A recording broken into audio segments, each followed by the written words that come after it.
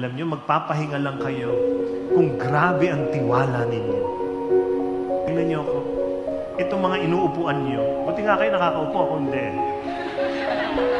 Yang inuupuan nyo, di ba pag umupo na kayo, relax na relax kayo eh. May umuupo ba dito na pag upo, parang walang tiwala doon sa upuan? Meron ba? Nasubukan nyo na yun, wala kang tiwala sa upuan? Mahulog to eh. Di ba kayo kung makaupo talagang ganun eh? Yung iba pa nga ganun pa eh.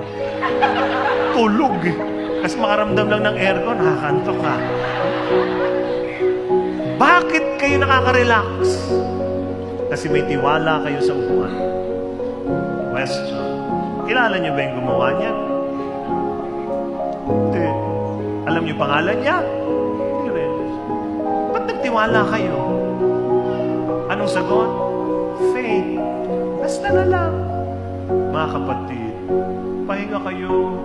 Kasi kilala niyo kung sino bubuhat sa inyo. Alam niyo ang pangalan niya. Papagkakatiwalaan siya. Ang pangalan niya ay si Jesus. Wala nang iba. Kaya pag napapagod, magpahinga. Rest is not just resting. It is trusting. You only rest when you trust. So keep on trusting Him. He is trustworthy.